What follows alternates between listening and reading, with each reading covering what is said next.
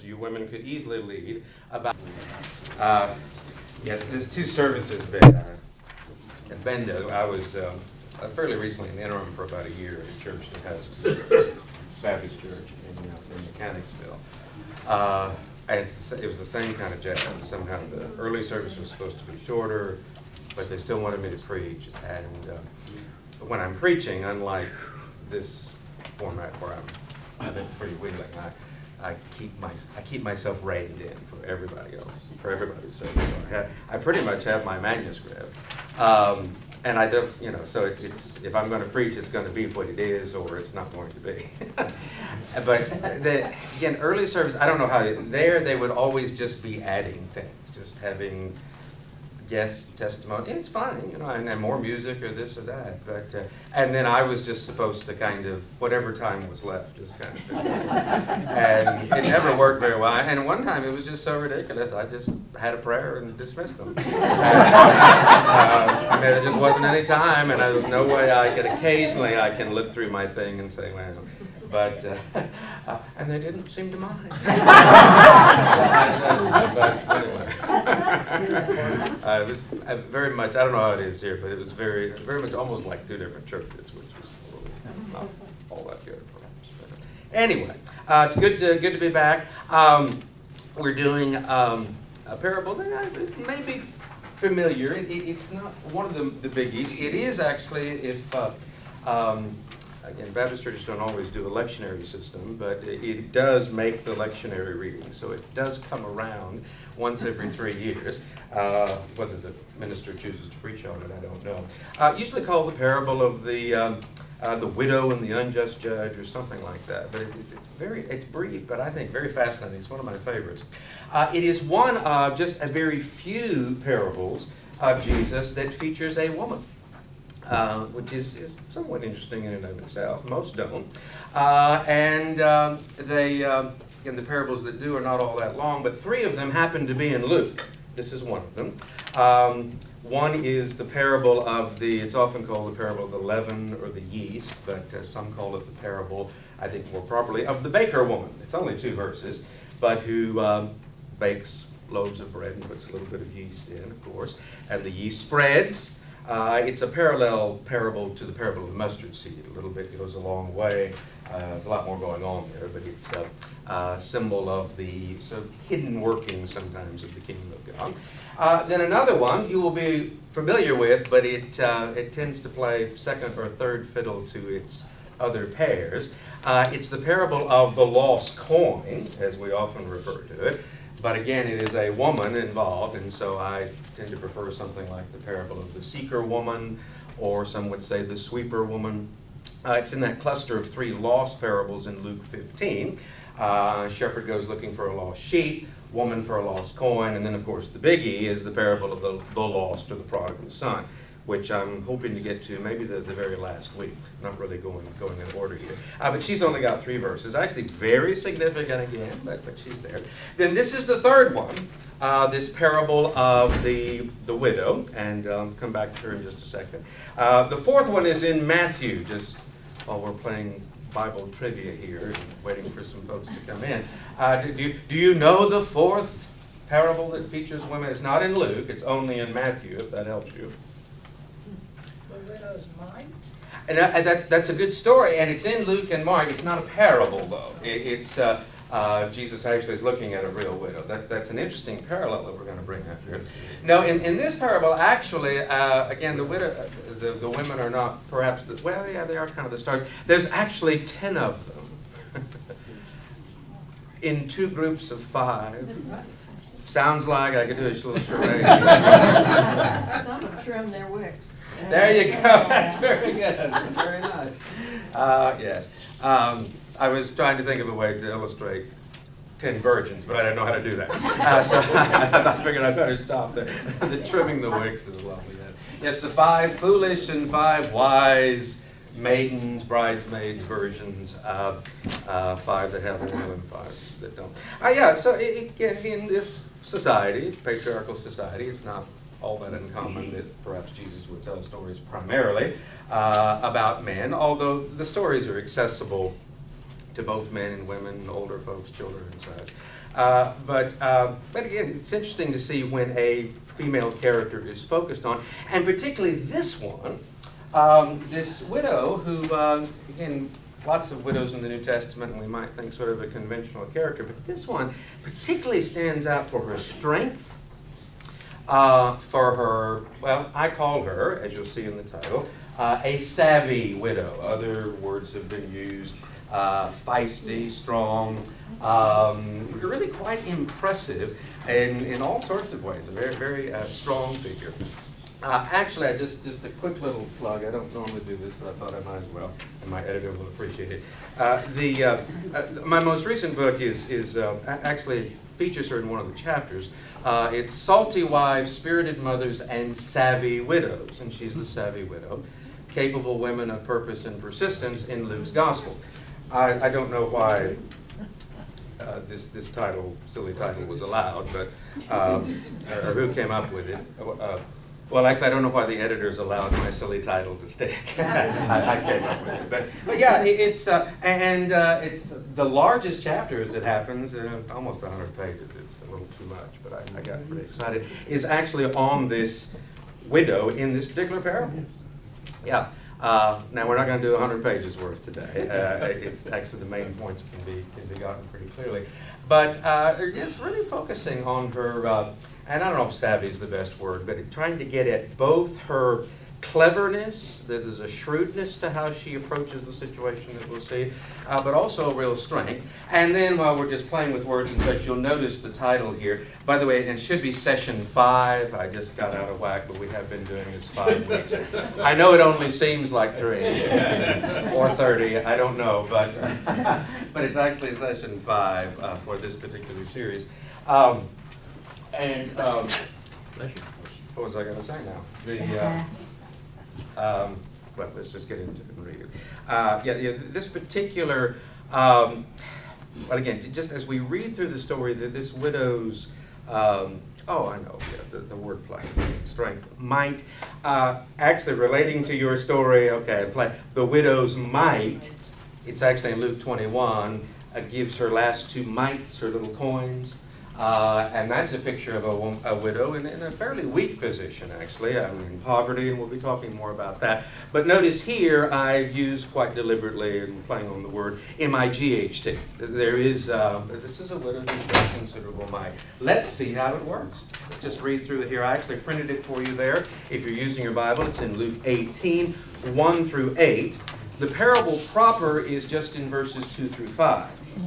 But here's the intro. Then Jesus told them a parable about their need to pray always and not to lose heart. This is helpful in having a little introduction to, what is this parable going to be about? Now, this is Luke's narrating this. This is what he says the parable is about. A lot of times we just have Jesus diving in, and then we still, like last week, struggled a good bit with what did he mean and how does all this apply and such. We're still going to struggle with this here, at least I do. It's not all that clear, but at least we have some lens with which to go into this parable with, something about prayer and something about not losing heart. This story is about. Now we're going to see the widow is not praying to God in this story, but somehow it is about prayer. So I want you to begin to percolate a little bit on what exactly is this saying about prayer. And that becomes a real key point to struggle with. Jesus will have a few comments after the story, but at least we have that intro. Well, here we go. He said, here's the story. In a certain city, there was a judge who neither feared God nor had respect for people. And in that city, there was a widow. So the characters are quickly introduced, who kept coming to him and saying, "Grant me justice against my opponent." For a while, he refused, that is, the judge. But later he said to himself, we've seen this pattern of these characters talking to themselves all the time, and reaching some kind of decision. And he says, though I have no fear of God and no respect for anyone, at least he sort of realizes what a terrible person he is. But he says, though I'm that way, everybody's got me there. Yet, because this widow keeps bothering me, I will grant her justice so that she may not wear me out by continually coming. Now, it's even good. You should laugh. It is. It's got a little bit of a verbal cartoon, and even more, a little bit more cartoony than you might think. Just to kind of keep you going here. Do they teach this in early Sunday school for the kids? Do they? I believe the kids know how to do this. Oh, okay, go ahead. They probably do. Naturally, they don't have to be taught, do they? Bugging you until you wear me out. I see. Very good. There have been other stereotypes used of nagging and such that I'm sure you're aware of, yes. And actually I'm going to talk about those in a somewhat critical vein. But yes, exactly right. Yeah, this is kind of human experience. It's what's the adage? Squeaky wheel gets the grease, gets the oil, gets the grease, whatever. Yes, persisting, wearing me out. Yeah, kids are great. They're great. My cat's really good at it, too, to be quite honest. Okay? If it is time to get up and be fed, and then nothing will stop him. Yes, and again, that nagging stereotype, if that's the word we want to use, but absolutely right. And so this judge says, I know I'm an SOB, if you will. That's kind of how he's presenting it. But man, she's driving me nuts. Okay, so that's it. That's the story. Now there's submitted. So there you go. Does that enrich your prayer life? Do you know exactly now how you should proceed in prayer as a result of this? We laugh. We make connections to okay, well, maybe Jesus will help with some of his after comments. They often just make things a little more difficult, but let's see. And the Lord said, and here the Lord would be Jesus. Sometimes you've got to be careful, and I've said in these parables, sometimes the Lord is the Lord in the parable. The master of a household or something like that. But actually this, the parable's over at verse 5. And the Lord said, listen to what the unjust judge says. Okay? Listen to it. Now, of course, referring back to the parable. And will not God grant justice to his chosen ones who cry to him day and night? Mm-hmm. Will he delay long in helping them? We're going to kind of hold off on that. That begins to get us thinking. And then he keeps going, oh no, I tell you, he will quickly grant justice to them. And yet, just one little final thing, and this seems to almost come out of the blue, but I think it's actually quite significant. When the Son of Man comes, will he find faith on earth? And then he's off to another parable, which I think we're going to look at next week, which is the parable of the Pharisee and the tax collector, or the Pharisee and the publican. So there you go. Interesting story with this prayer intro, and then these comments afterwards. What's going on? Well, let's just sort of proceed through, actually focusing first of all on the parable itself, and then getting to that little wider context about what's going on.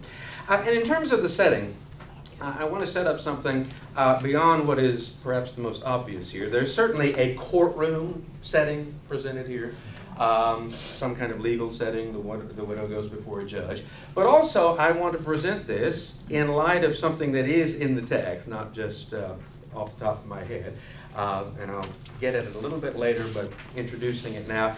Setting this up like a boxing match, which is kind of like, it's a little strange, but it is there's an interesting image that Jesus is going to use that really is drawn from the boxing world.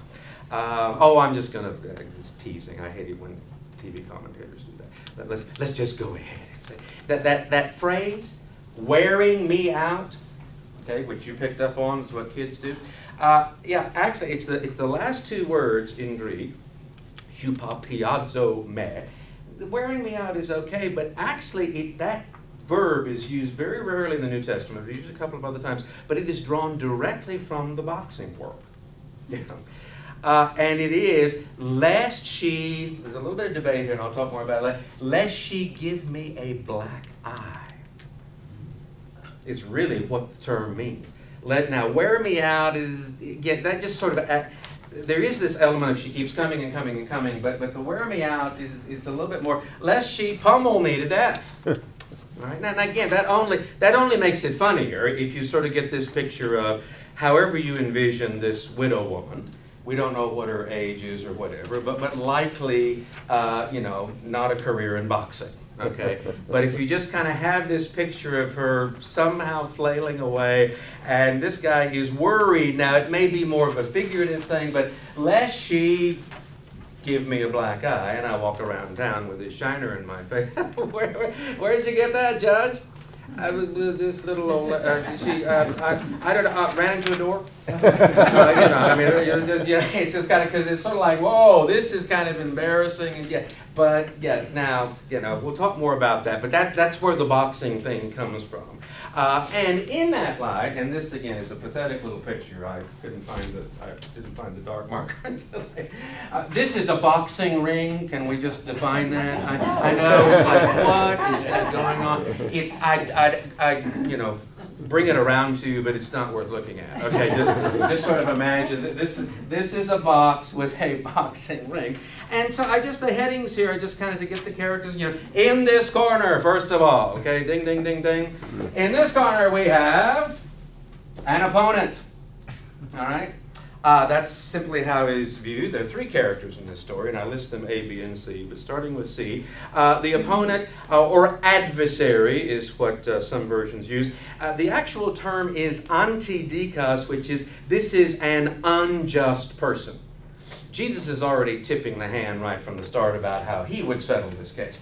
But this is an opponent of the widow who is somehow taking advantage of the widow in some context. We'll talk more about that in a second.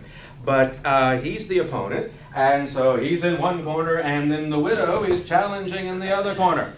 All right? And the challenge is, I need some justice here. Well, in a normal boxing match, okay, you have an opponent and a widow, or in a normal courtroom, you expect the judge to be the referee, to try to adjudicate a fair fight, okay, not a literal one. But what really just trips this story and makes it really shocking is that it is a very unfair fight because the judge is, for all intents and purposes, in the corner of the opponent. The judge is this, I don't care about people, I don't care about God. And most scholars actually think this describes a situation in which probably little money's already exchanged hands between the opponent and the judge. They've just played golf the weekend before. You know how these things work. Everything's kind of been, set up there. And this widow coming, give me justice is just kind of formality. It's already been settled. But of course, that creates this very unjust situation.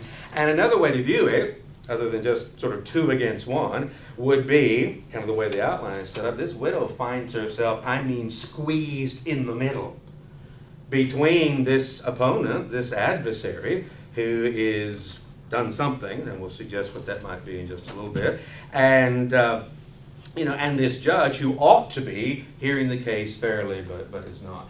So she's in a really, really difficult position. And she's saying, I need justice, because nobody else seems to be giving it. But the judge who is charged with giving the justice seems to be the last person who wants to give it. A very bad situation indeed, personally and socially. Now, let's try to unpack that just a little bit more.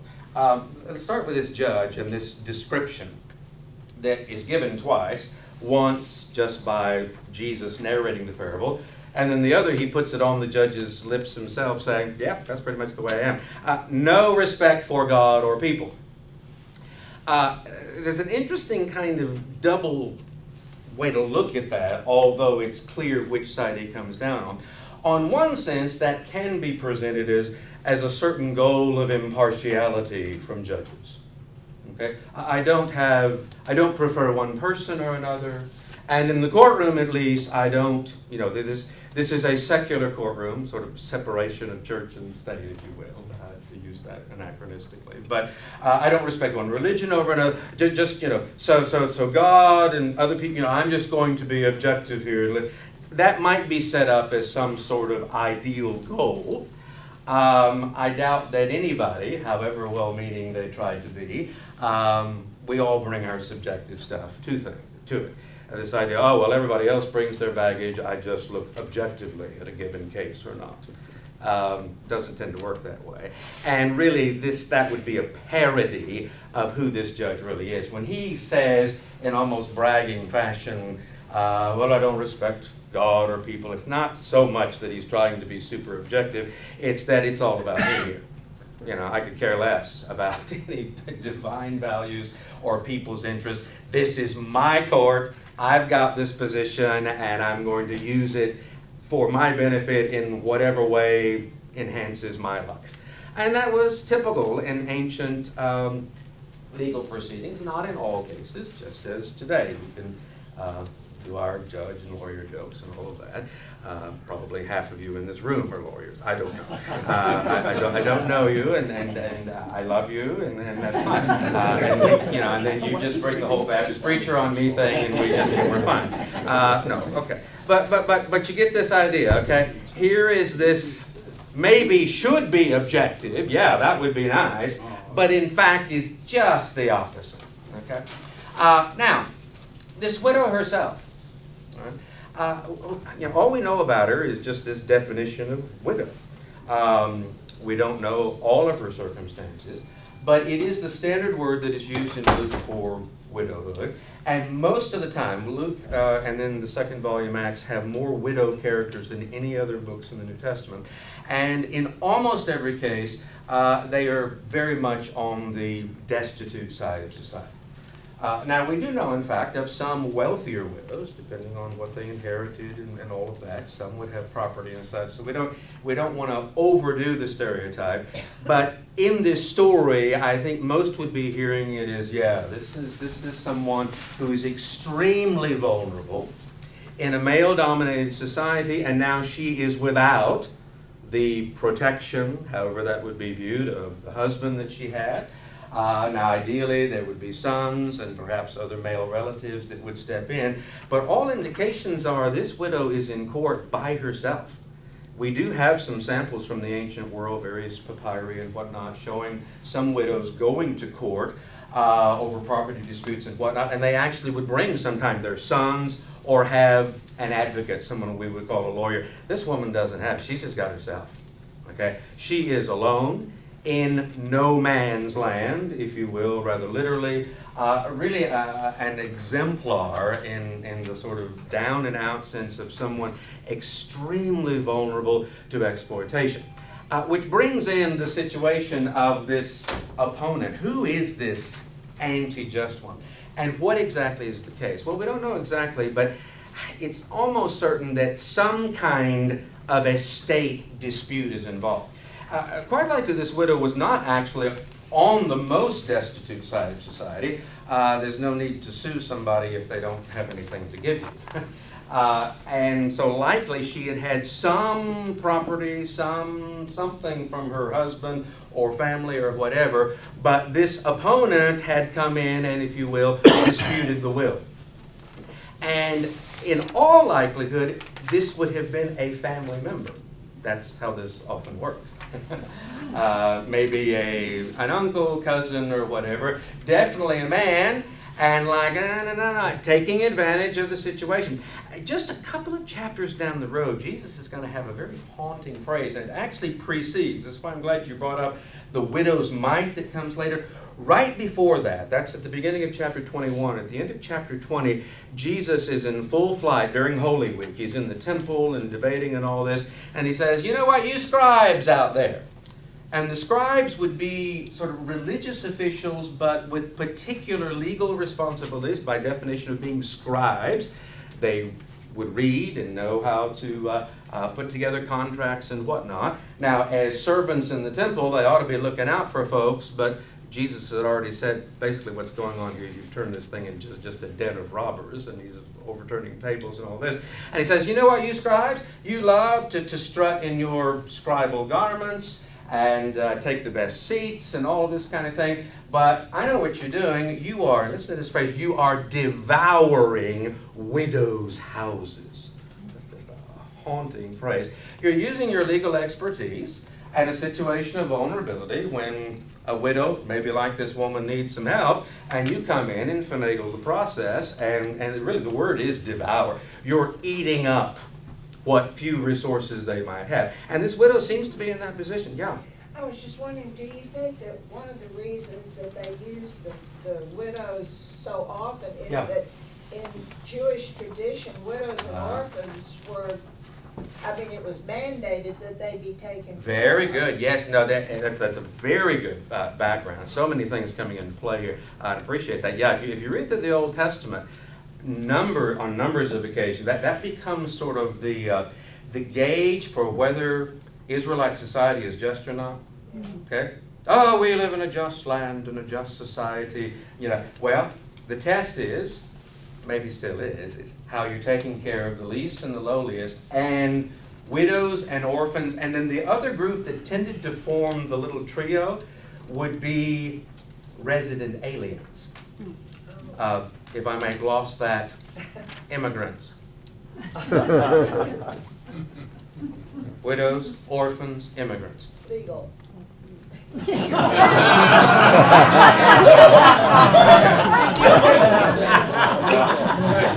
Yes, it indeed is a matter of legality and law. It's just which law do you want to go with? If you want to go with the law of Moses, if you want to go with the Torah, there's some passages. I mean, basically, by the way, all three of those characters, they actually have a really good lawyer. Yeah, their lawyer is God. Yeah. I'm, you know, for dramatic effect, I say that, but that's actually God really cares about these folks, and God is there to support and listen and watch, and is watching God's people to see how we treat. Again, and those, you know, categories, again, there can always be exceptions, but you're exactly right. That this is and all of that would be ringing here in this story. This widow represents that. This judge should be, I mean, when a widow walks through the door, if this judge were concerned about the law of God, and we don't know whether this judge was Jewish, Roman, or whatever. I tend to think this is presented as a very secular court, and maybe this judge was not Jewish at all, but this was just the local magistrate, and she had to go there. Now, if this opponent of hers, again, I think the widow is, we can assume with Jesus and his audience, would be a Jewish widow, and this opponent would be a relative in that tradition. And certainly the scribes that he denounces in the temple ought to know exactly this kind of teaching, and they're just flouting that, just throwing that to the wind, and using their expertise to, in that phrase, just to devour these houses. So we don't know all that's going on, but I think it's a reasonable assumption that this widow had some means, but is now, that's being taken from her, and she's wanting some justice. So there you go. That's the those are the characters, the scenario, and I think we've done a good job. Now what happens? Well, I just, in the next little category, just say winning on points. Okay? It is not, in fact, a technical knockout. However much she might be doing this, okay, you know, she doesn't, you know, this is not Mike Tyson or whatever. She's not going to come and lay the judge out. But she hangs in there, okay? She does, if you will, wins on points. She gets this case won. Now, or she at least gets the judge to say, yeah, okay. Now, how does she do that? Couple of things, and notice again on the outline, just from the start, this idea that this really, this parable, and it's just so brief, but I think a lot is contained here. Jesus really stresses the agency of this woman. In this very vulnerable position, where indeed those wealthier, stronger, and whatnot should be taking care of this one, and Jesus would not deny that. But from her point of view, nobody seems to be caring, so she takes matters into her own hands. She does what she can. Now, of course, this can tip various ways, depending on how we want to do this. Yeah, well, it's just a matter of, you know, picking yourself up by your bootstraps and getting in there and, you know, being responsible. Yeah, I don't think that's the point so much, but this is where she finds herself. Certainly worthy and deserving of the care of the community, but you know, if this is where I'm at, she is, if you will, to keep the image going, she's going down swinging. She may go down, but she takes matters into her own hands. As I think, suggested before, I don't think there's any advocate with her. I think she is all alone in this, but she's got herself. And so there's an incredible picture of strength there. And then not only her own hands, which we'll come back to with that boxing thing in a second here, but her voice. She's gonna speak. Again, in a culture where I think all cultures actually, voice is power, and that's why I think it's so important, particularly, and we're still in Baptist life struggling ridiculously with women pastors and preachers and whatnot. The seminary, we have more women students and are very positive. We just can't seem to get the churches to hire these people. And it's really very sad, and it's really a struggle. Children's ministers, and it's lovely. We need children's ministers, okay? But you know all the stereotypical. You all are way beyond this. You all are trying to settle some other barriers. I think you voted on that, and I'm sure that's settled it all now. Now that you've had a vote, that's great. Yeah, okay. Well, that takes care of that. But we're behind that anyway. But I really do think, and talk a lot about, our women students are tremendous preachers. And it's sometimes, well, why do you have to preach? Voice does matter, okay? And it doesn't necessarily have to be public voice behind a pulpit and such, but opinions that matter, that's how we express. I'm preaching in the choir here.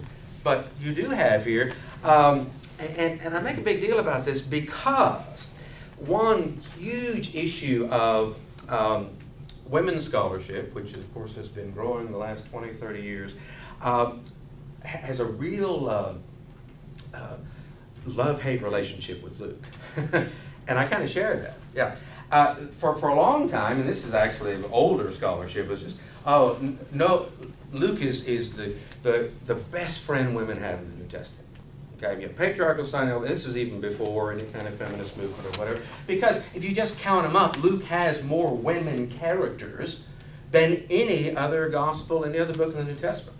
Jesus is interacting with all sorts of women. I just mentioned a moment ago. It tells 3 of the 4 parables about women. They're all in Luke. And it's like, Luke just loves women and they're everywhere.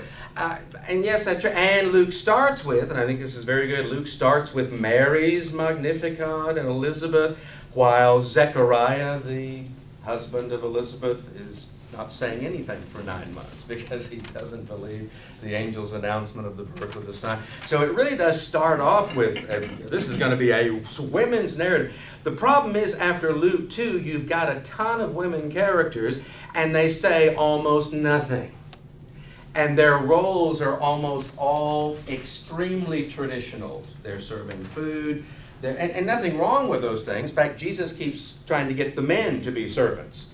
And then shows at the end in Luke, I'm among you as one who serves, at the final Last Supper and all of this. So lots of dynamics going on, but the mixed thing is, it's not just a matter of counting up the women, but what are they actually doing? And in particular, are they given voice? Same thing in Luke's 2nd volume. In Acts 2 at Pentecost, it starts with this wonderful ideal. And we as Baptists, we're not very Pentecostal, but we love Acts. Maybe this is our problem, I don't know. But the whole thing is the Spirit comes down and we're to witness, and we've always been about evangelism and all this. Go out and tell. And then, the people ask, well, what's going on here, Peter? Well, what's all this, speaking and whatnot? And Peter says, this is what Joel said was going to happen.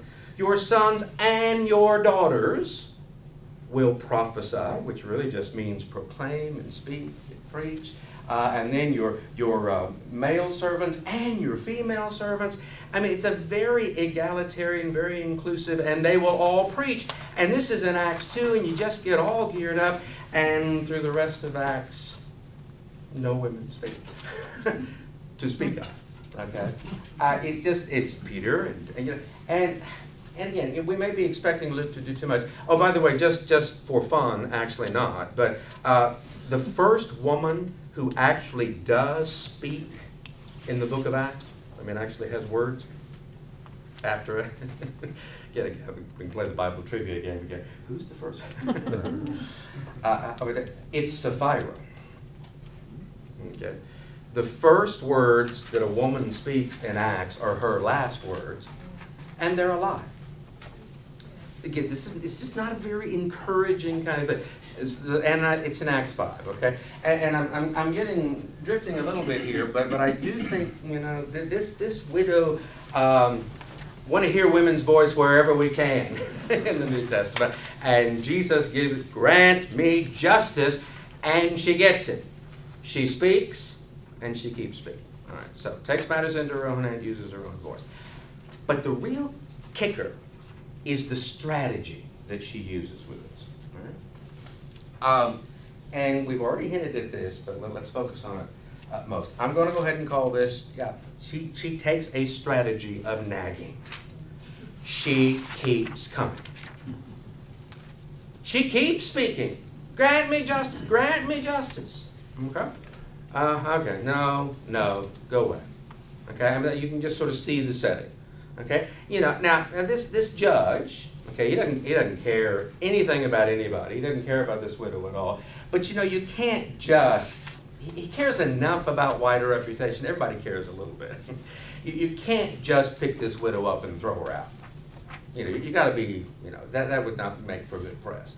But you can just say, okay, yes, on the docket today, grant me justice. Okay, no, next. But every day, she keeps coming. She keeps coming. She keeps coming. And it is because of that, she makes a pest of herself, and she will not be put off. The most positive spin on it would be because of her persistence, the judge says, look, just to get her off his back. Not again out of something. Okay, well, now, let's just park there for a second and then move on. We can talk, and then I want to talk more largely about this. That nagging thing. I just went on and on, waxing reasonably eloquently about women's voice and all this. But, the stereotype about nagging, of course, is not just with kids who will pester you to death, but those are kids. It's a long history of that's how women get their ways. Men, we always speak with clear, concise. We are just right to the point, and we gossip. Okay, we never go on. It's just amazing how all this stuff gets, but it's in the air, it's in the water, it's in the Bible. You remember poor Samson? You remember poor Samson? Yeah. Such a good man. And so powerful and strong and such a good heart. But how did he get brought down? Delilah, yes, his hair got, but how did, Delilah lays and keeps, what's the secret of it? What? And you read about it in Judges, she just nags and nags and nags. And finally, okay, I'll tell you just to shut you up. And then, of course, she goes and tells the Philistines, and you know how the story works. But that's what a nagging, and of course, also, let's just kind of throw it into the pot, a nagging, beautiful, highly sexualized woman. Let's just get all the stereotypes in there, okay? And that is what ruined everything. And by the way, all of that stuff has been put on Eve. There's not a shred of that in the Genesis narrative. It would be nice if people actually read Genesis 3 occasionally. And we won't get off on that for the moment. But yeah, these stereotypes are there. And then lots of lovely stuff in Proverbs. Okay, and by the way, lots of lovely stuff in the Bible. I'm a fan. Okay, I'm a fan of the Bible. I think, but there are some of these things that just, there are a couple of verses. A contentious woman, particularly a contentious wife, is like, apparently I'm just playing games today, that seems to be, is like a continual drip on a rainy day.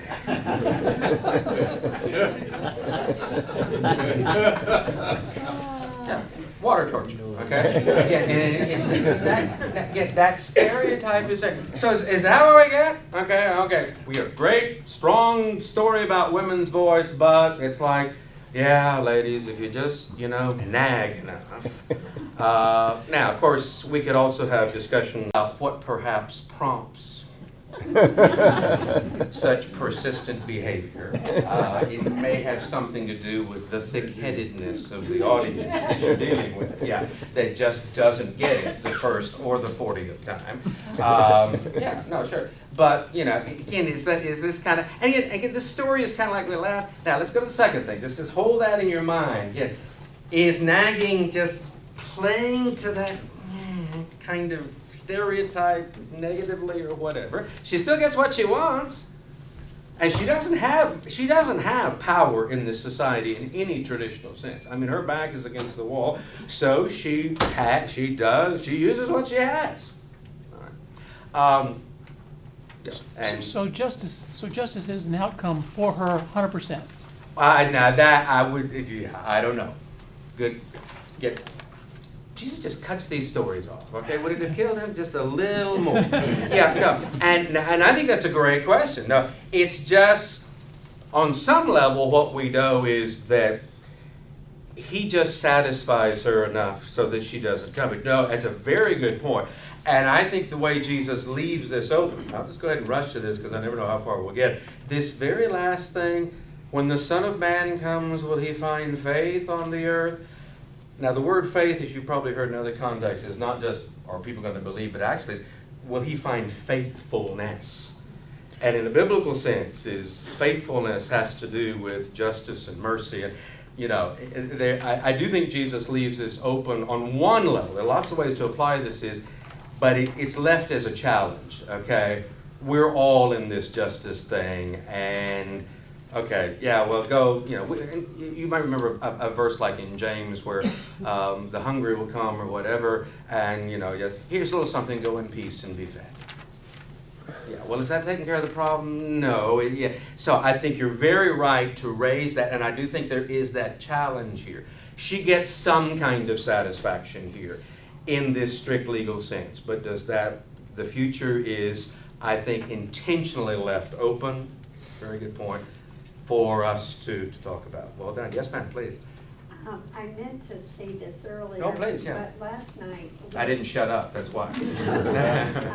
We saw the movie The Woman in Gold. Oh, yeah, the Helen Mirren, yeah. Yes, and it's based on a true story Yeah. about justice in terms of a Jewish widow. Very good. Who tried to get back Yeah. the family heirloom. Yeah, no, I know. I won't tell you. I was about to ask it. Oh, so we don't know if you're not going to tell us whether she got it right or not. No, I'm not. I've seen. No, look, Helen Mirren I just love, and I've seen the previews. The Woman in Gold is yeah. Oh well, thank you. And it's I guess I didn't know if she's a widow or not, but it makes good sense. Oh, and I would think, at least what I've seen from the previews, a certain amount of persistence is there in a legal context. But she didn't go to court alone. That's right. Ryan Reynolds was there. He's so cute. I've seen him wink at her in the little preview scene. But no, that's a perfect way to think about some of this. Yeah. And I guarantee if you go see it now, you'll be thinking about the Sunday school lesson. Thank you so much. I appreciate that. Now, I don't know that Helen Mirren, it's not in the previews, but again, and we don't know, and she's not telling, whether there's any fist swinging or not going on in the court. But let's go quickly, and let me see how we're doing here. We're getting at a lot of the important points here. Yeah. If they can go late in early service. No, we got about 9 minutes. This matter of the nagging, but also this, I call it shaming, because I think that's part of what it is, but it really does relate back to this. And it really is the last two words, and is the punchline. Okay, it really does. Lest she give me a black eye, lest she, that's the best way to put it, lest she punch me out. And I do think that image is important to see beyond just the vocal thing. Now, scholars debate all day long, is this just meant figuratively? Okay. And it kind of works either way. And the figurative thing would be, and I already hinted at this, would be this idea of, she's kind of making me look bad here. Okay? It's like I'm being given a black eye because it looks like I can't control this widow woman. And pretty much can't. You know, I keep dismissing her, I can't just throw her out. But so less, you know, and I find it fascinating, and I do think this is an important part. Even this guy who's, I don't care about what anybody thinks. Oh yeah, when he walks about town and the word out about it, he cares. And if the word keeps going that this widow just seems to be showing him up every day, and even the people are starting to say, you know what, give her a break, man, all this. He's starting to get a black eye to his reputation. And she uses that potential shaming thing. You know, kind of like, hey, you got, you know, here I am again, Mr. Judge. You know, just look just a little old me, but you know. But now I think it works even more deliciously. And I tend to think that Jesus is not beyond humor, and these parables do have a bit of a satirical, cartoonish dimension. I mean, I do sort of see the idea of, certainly, you know, if you're going to say, you know, it's not going to be, grant me justice. Grant me justice. A little fist shaking. And maybe getting a little close to the judge. You know, grant me some justice here. And maybe she's just kind of, you know, like me, a little, gestures a little too much. And just the arms are flailing, and she's just, you know, and he's worried about, I mean, this widow, she's going to actually hit me, and I'm going to go around with this shiner for it's going to take a week to go away. And people are going to laugh and all this kind of thing. And, you know, ha, ha, ha, look at what she did to you. And unless that happened, okay, you've got justice. Whatever is meant by that, and that's a really good point, so go away. So now, does this just, go ahead, please, sir. Yeah, I might come out of left field on this, but I read into this story at the end that when the Lord comes back, All right, good. He's still going to find this injustice. Yes, very good. And that the judge of today is not God. And he will only grant justice if you threaten him with a black eye. But the Lord is going to come and give you justice. I do think, and it's actually in the last part of the outline, but I want to get to that and then also get back to prayer thing. The so-called eschatological dimension. Jesus does kick it to the end. And the use of the term, when the Son of Man comes, right? And I know we're familiar with that. That's Jesus' reference to himself, but there's all kinds of background to that. One of the prime ideas behind Son of Man is the idea of the God's agent of judgment. It goes back to Daniel 7 and some other passages. And so it really is, yes, when the Son of Man comes, and you can all just supply as God's supreme judge to make things right. And will he find? No, he's going to find widows being abused and all this. But also the way he shifts it, I think you're right. It's a whole different standard of justice, that true justice. But then the way Jesus leaves that question, it's not, he doesn't say, will he find just judges? Because, no, the world, but will he find faithfulness? It's like, as the people of God, yes, we cannot bring about full justice and restoration. We wait for Christ to come and do that. But by golly, we ought to be cooperating with that as much as possible. And part of the judgment will not just be on the unjust judges, but will also broadly be on how are we engaged in this. And I think this is also kind of a commendation of, will the Son of Man find people not just helping this widow, but like this widow? She becomes a sort of model of this faithfulness. Will he find, and she's doing all she can, and it's not the full thing, but will there be people shaking fists, and, or are we just kind of waiting for it? The world's awful, let's let, Christ needs to come take care of it. But I think you've made a really good point in stressing that sense of contrast and that sense of, Jesus is not coming back to a perfect world. That's right. Which brings all sorts of challenges to us.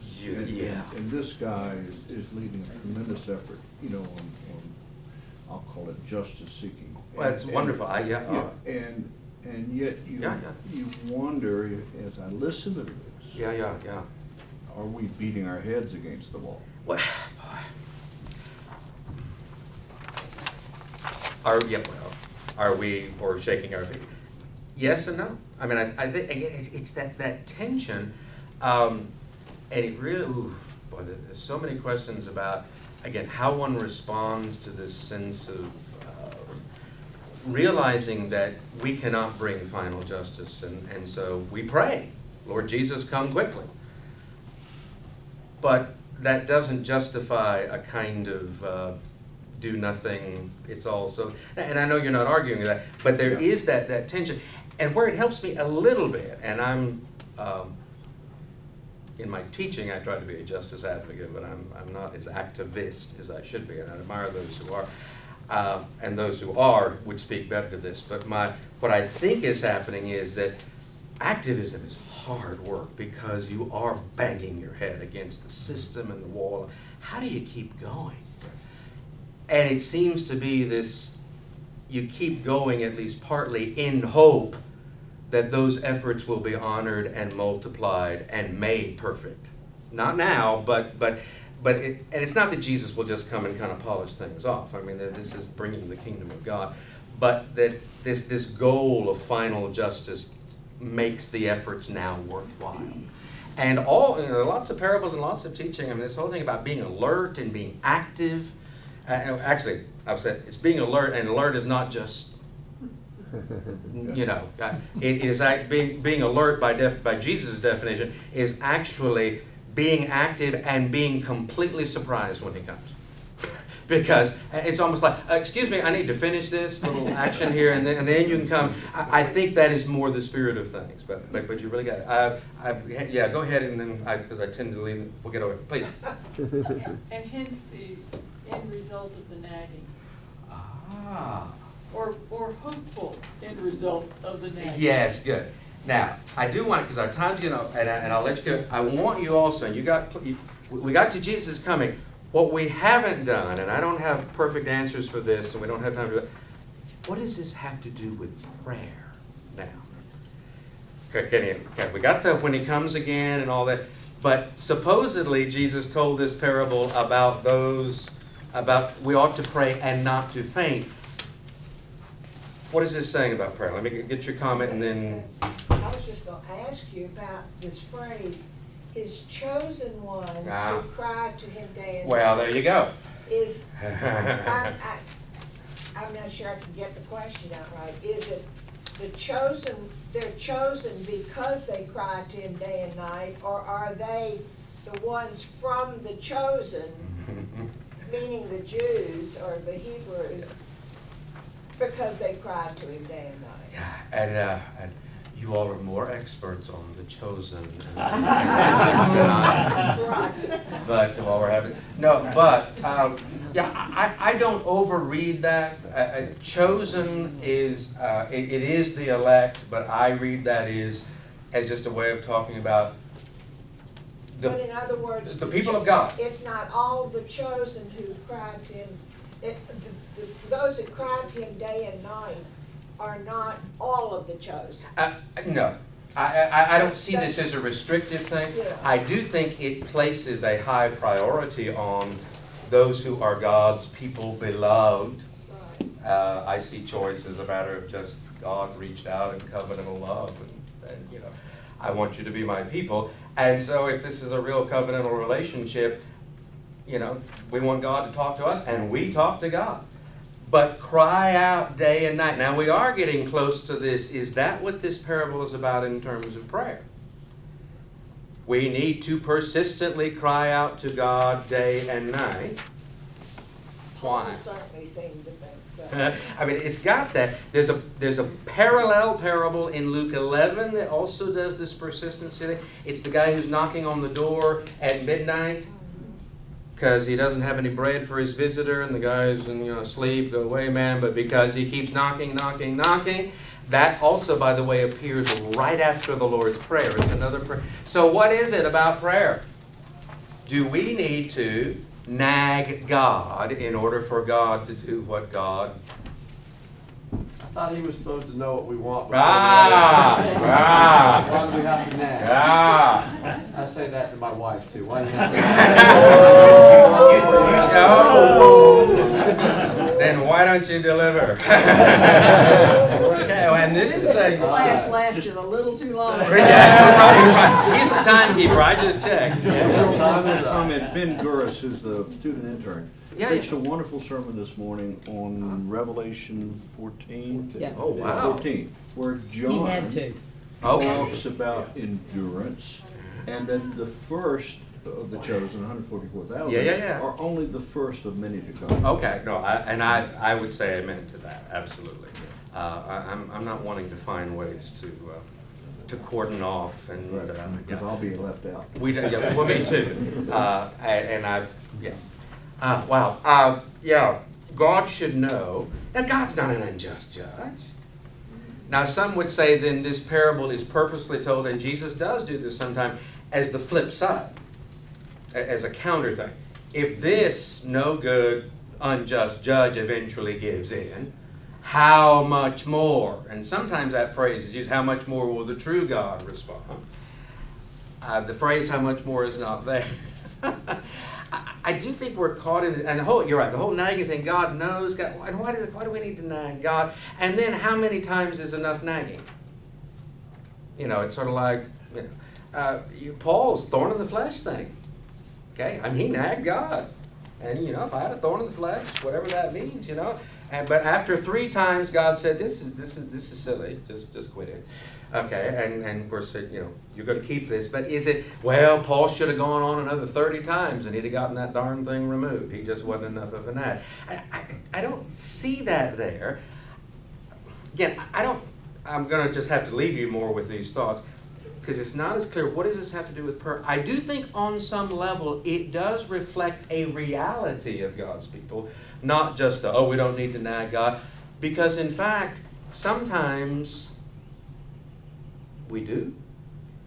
You familiar with the lament psalms? This lament prayer tradition?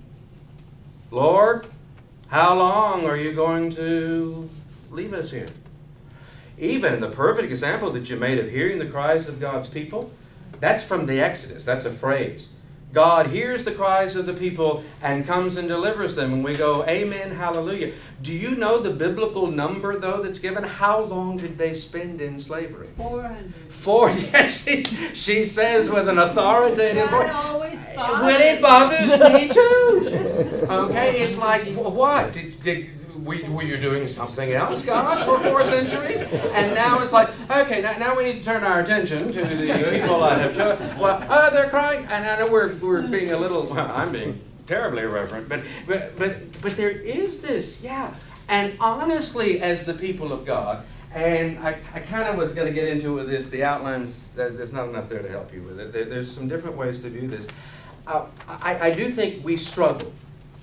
And it's part of being people of faith to say, God, yeah, I know. Sorry, I know you're on a roll, man. No. Anyway, I'll just leave that with you, that I do think it's not as simple as, oh, God, would you just say it once, it's fine. Somehow in this evil world, before Christ comes, there are these tensions, and we have to work with it. I'm done. but you all have engaged this very well. And go see Woman in Gold, and think of this. Appreciate it.